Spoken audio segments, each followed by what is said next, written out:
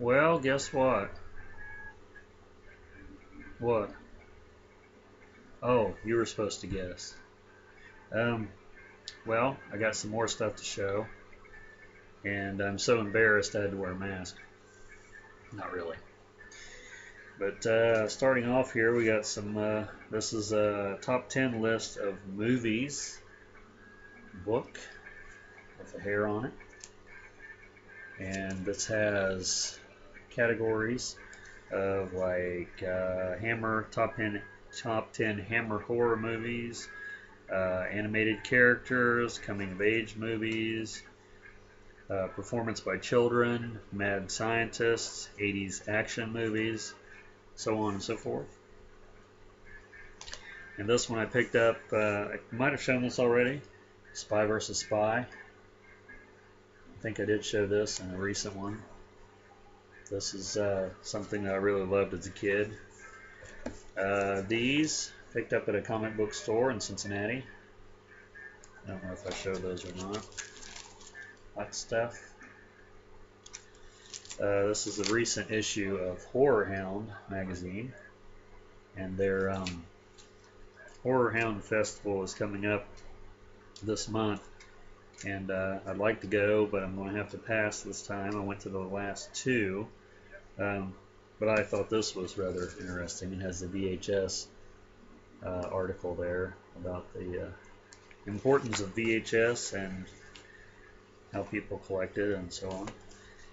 Picked up this recent issue of Rolling Stone, 100 Greatest Hip Hop Songs, and it's pretty much got anyone and everyone in here. You know, it's really interesting. And the recent issue of Classic Rock magazine with Adam Lambert and Queen there. And this is a book that I got recently called The Sleaze Merchants. And this is about, this has, let me show you the, read some of the, it has, let's see, Edward Wood Jr., David F. Friedman, John Waters, Jess Franco. It's a lot of film directors that do the B movies that we all love so much. But there's several other ones in there. I just didn't mention all of them. And on to some vinyl here. I don't think I showed all of this, but if I'm repeating myself, I'm sorry. It's hard for me to really remember what I've shown and what I haven't shown without going back and watching all my videos. So, you know. This one I picked up a little while ago at a store in Cincinnati. It's called Pop Yeah Yeah. It's a double album of psychedelic rock from Singapore and Malaysia, 1964 to 1970. It's a double album, and it has a booklet with it there.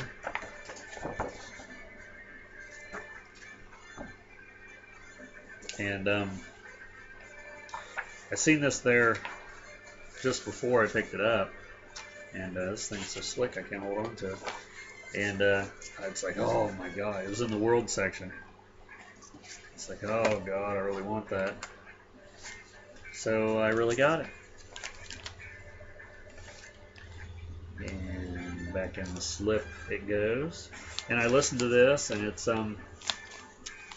like sort of what you would expect from that time, that time period. And this one I listened to the other day. This is Psych Funk Sa Rega. This is also a double album. This is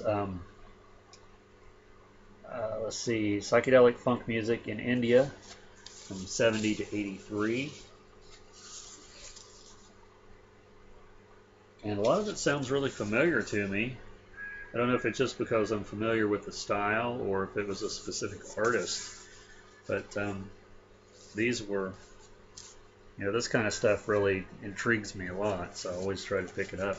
This is another one here. I think I might have showed this. I'm not sure. This is a reissue. Chinese Rocks.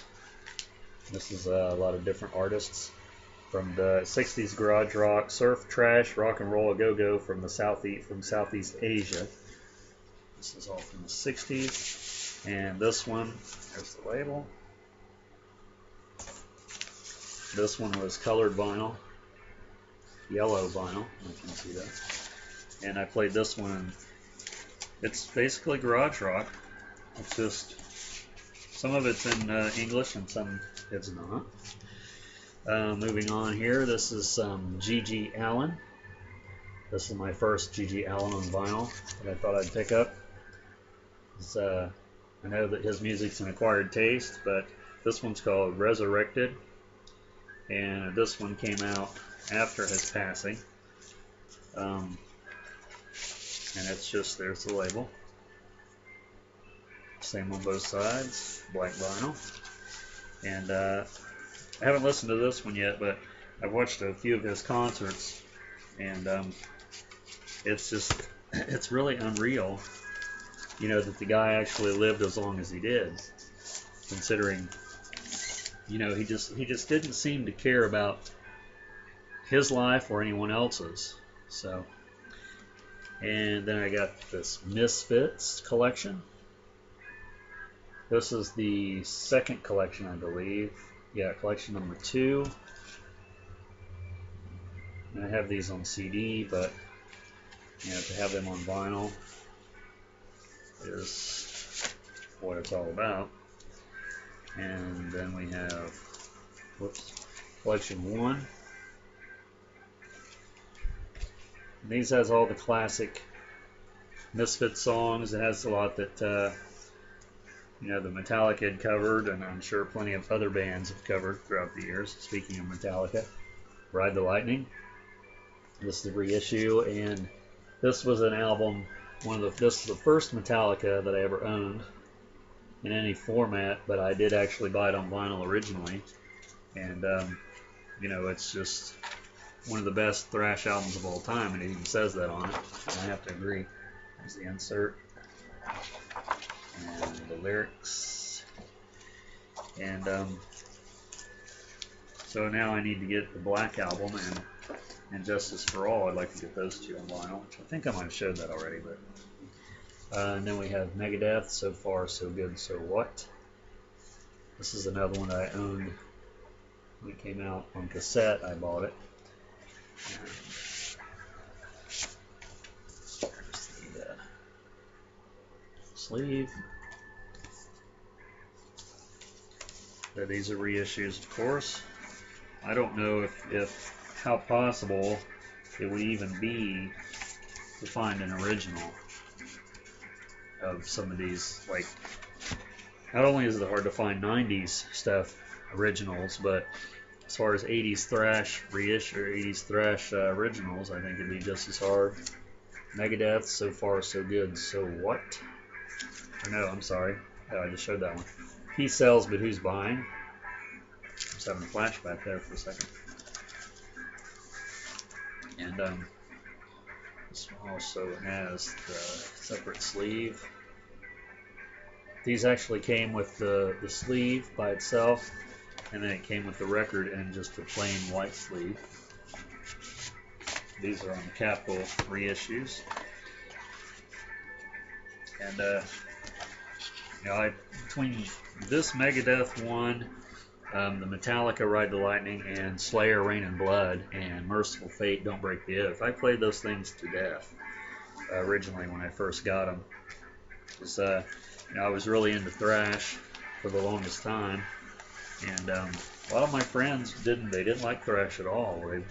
They didn't like it. So, speaking of Merciful Fate, I think I'm going to show this one too, Return of the Vampire. This is an excellent album, definitely worth picking up, and this is also on colored vinyl. I'm just flying through these because I think some of them I showed and I just don't want to dwell on them. It's Iron Maiden's first album. Paul Diano on vocals there. Excellent album. Get these in order here. There's Killers, Iron Maiden's second album. Also a fantastic album. Some people say that one's better than the first. And Number of the Beast, third album, first one with Bruce Dickinson on vocals. Excellent album. And then we also have this Blackfoot, Tomcatton. When I showed this, I don't remember. I keep saying that. And this one, I tracked down Virgin Killer.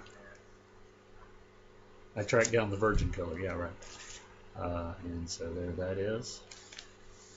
And any scorpions is good scorpions.